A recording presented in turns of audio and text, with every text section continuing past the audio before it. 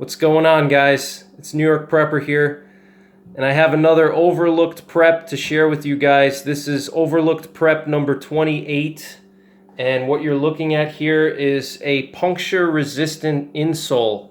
All right, I have a few of these, but I just recently started buying more of them because I'm afraid they may potentially run out. Just like everything that's being panic bought right now, people are panic buying everything.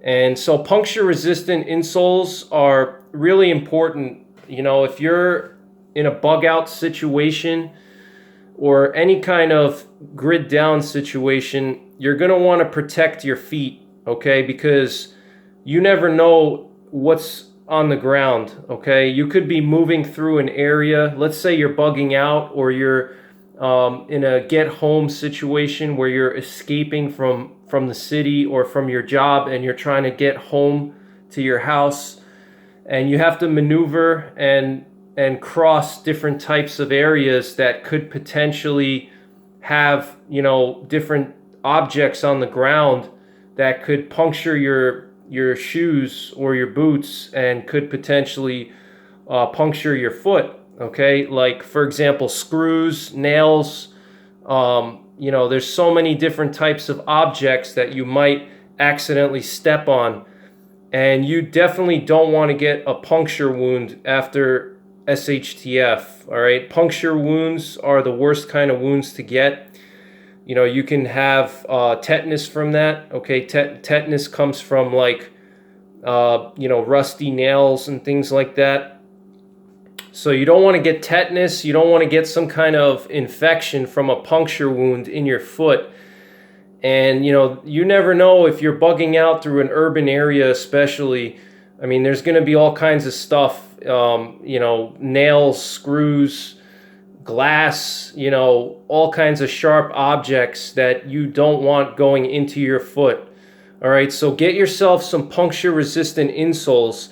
And it's not just if you're bugging out, but it's also just, you know, if you're doing security patrols, if you're doing some recon missions or overwatching, you want to keep your feet protected. And, you know, these puncture resistant insoles will prevent a lot of trouble when society collapses. Because again, if you get a puncture wound in your foot, number one, it's going to slow you down, and you're not going to be able to do the things that you can normally do, okay? If you step on a nail and it goes through your boot and into your foot, you're not going to be able to do security patrols and overwatch every single night. You know, you're going to have to rest your foot. You're not going to be able to walk potentially for a while until it heals. So if you're bugging out, let's say you're in a bug out situation, or you're in a get home situation, and you know, you're not close to where you need to be, you know, if you step on something and you get a puncture wound, you're not going to be able to walk 10 or 20 miles a day. You may be able to only walk 1 mile a day, if that. So you're going to pretty much be grounded and stationary until your foot heals. All right.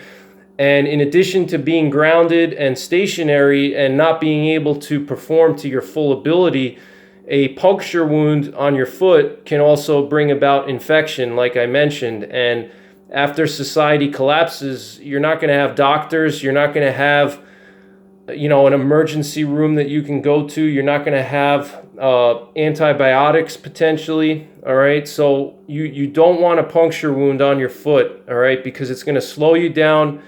It could lead to a really bad infection, and it could even spread to your heart and kill you or damage your organs and lead to organ failure. So you don't want a puncture wound on your foot. You can just look at history and see what puncture wounds on people's feet will do. Just look at the Vietnam War, when the Viet Cong used punji stakes, which were sharpened pieces of bamboo that were just literally just bamboo that was sharpened with a knife or machete, and feces were put on it, human feces, and the punji stakes were put in the ground. So when the U.S. troops would be walking through an area, they would step on those punji stakes and it would go through their boot and into their foot. And it wouldn't kill them, but the fact that there were feces on it, you know, and the fact that it's a puncture wound, it would lead to immobilization, all right? And that soldier would be out of the fight for a while, all right? They would have to go see a medic. They would have to have their foot cleaned out.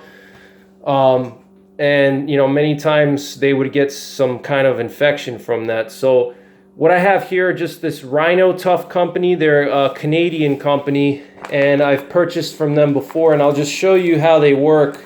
Very simple. It's literally just, it's a regular insole, okay, and it's comfortable. They're comfortable to wear. You know, I've had these in my bug out boots for a long time.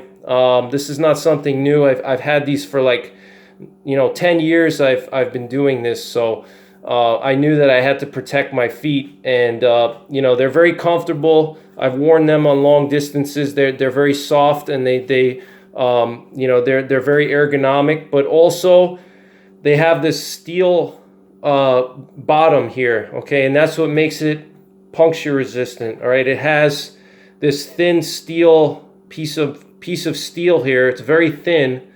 All right, I don't know if that's maybe like you know, I don't know. It's very thin. It's like a sheet of paper, or slightly thicker, maybe like a small sheet of cardboard or something. And that steel will protect you from any kind of objects. All right, punji stakes, screws, nails, glass, and then, you know, potentially booby traps too. All right, if you're talking about SHTF, you're talking about a collapse of society, all right? So people potentially will be putting booby traps out, and, you know, you don't want to step into a booby trap. You don't want to step on a punji stake, all right? Somebody could potentially put punji stakes in certain areas to try to catch people, all right? There could be human traffickers, rapists, murderers, cannibals, and, you know, anybody that may want to even just take your stuff. And they could put booby traps in the forests, or in urban areas, or in choke points, funnel areas. You know, a choke point is an area where your movement gets funneled into that particular location. And, you know, people could potentially be setting up booby traps in those areas, okay? Punji stakes.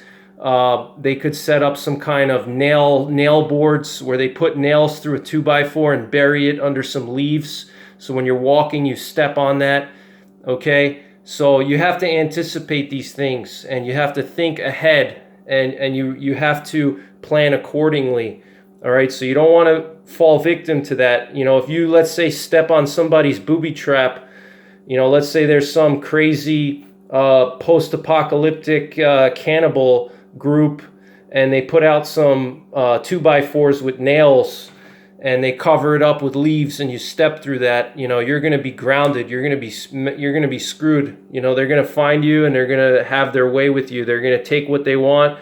They're going to do what they want.